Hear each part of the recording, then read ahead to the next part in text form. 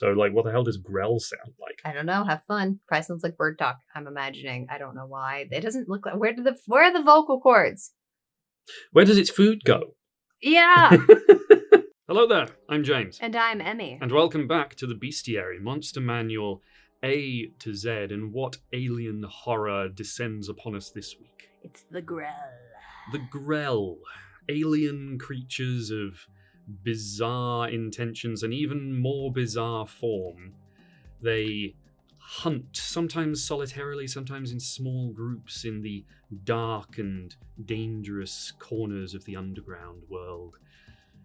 They're creepy as hell. They are gross. They're so needlessly gross. So, let's just start with the art. I was going to say, we have to start with the art. What kind of 1970s acid dream is this? It's awful. It's a giant brain with a beak and tentacles with spiny bits at the end. This is 6 awful things that we just put together. Every bit of it, I hate it. To me, like, initially, it kind of looks like a Portuguese man-o-war, deadliest jellyfish in the world, and then you just stick a bird of prey's beak on it. To me, it really looks like a parrot beak. I don't know why.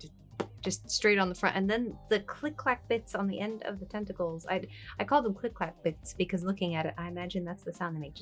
They just make a clicky-clacky sound. Yeah, and all the needless amounts of spines. It's just, and the texture on the tentacles. It is hateful. It's awful, and I love it. They are aberrations. So they're not from around here. They're not from around here. It doesn't have any hard origins in this particular monster manual. Knowing that, though, our best guess is these are far realm. They kind of smack of it just because of the brain with the beak and the tentacles on it.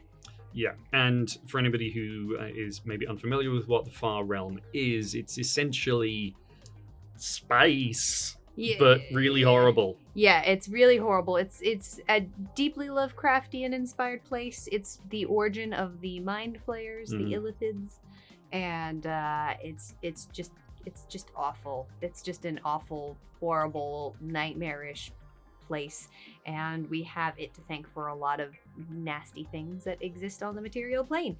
And again, that is my assumption, just looking at this thing. It works. It works.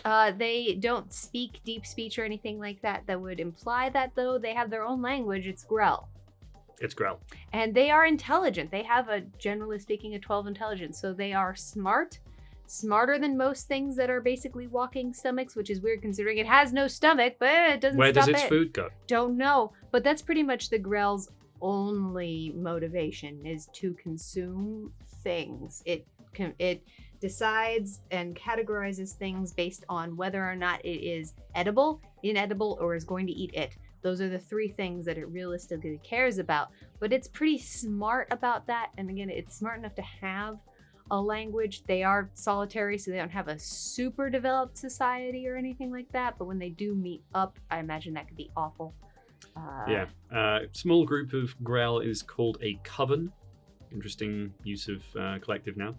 But yeah, the fact that they can speak and aren't just animalistic predators is further proof of that kind of very alien, horrifying nature. It's like, what does Grell sound like? What does a mouth like that do making speech? Yeah, it doesn't say that they make bird-like sounds or anything like Nope. that, despite the beak. So this is largely up to the dungeon master. Decide what you want, I guess. And that's, I think, part of why these guys have stuck around, is they are really fun to describe when you're running it. You can describe the way you encounter these. There's a million different ways you can see it. They are just horrifying looking. Yeah. They would be fun to make the sounds for. They're just fun in a way. They are blind, so they don't have eyes, but they are terribly perceptive. They're quite sneaky. They have blind sight out to 60 feet. So a good bet might be to kind of try and get around this guy, but alternatively, it's not going to be particularly easy. They're challenge rating 3, so not super tough. Not on their own. Again, if you're a low level and this thing looms out of the dark around you, that's going to put you on your toes at the very least. They have a hover speed. Yeah, so they can walk. They can use those tentacles to sort of slither over the surface, but they have a kind of levitation that they can use, despite not being like psionic or psychic in any way, at least not explained in the book. Which again, I think lends further proof to that kind of alien nature. It's like, how are they doing that? How are they doing that? And yeah, they are smart enough to not only categorize between different kinds of food. Sometimes if a group of adventurers is, in their territory, they might not immediately attack them. In fact, they might allow them to pass through their territory, because those adventurers are either going to be removing other threats that this Grell might face, or will be softened up by the time the Grell decides to come in for a little snack. Yes, and they are predators of opportunity. They don't eat on the spot. What they have a tendency to do is those tentacles are poisonous, so they will grapple you. You Paralyze will be you. paralyzed, and then you will straight over to wherever it is that they choose to eat, which is not nearby. So that's probably going to be its modus operandi, is that if it does manage to get one of you paralyzed, it might just try and take the adventure away, take it back, because it's not there to like conquer you or anything. It doesn't have any motivations other than yummy. Yeah, like many things from the Far Realm or aberrations in general, it's neutral evil.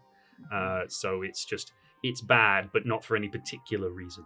Yeah, I think that there are a few who are a little bit more conquery, like the Beholders and Yeah. the Illithid, but generally speaking, they're just hungry. Thank you so much for joining us this week on The Bestiary Monster Manual A through Z.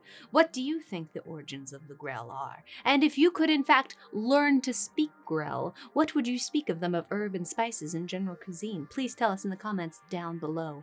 And while you're there, you can find all the links to our various socials and other platforms. You can like this video. You can subscribe. You can find some of our other videos. And join us next week when we talk about the Grick.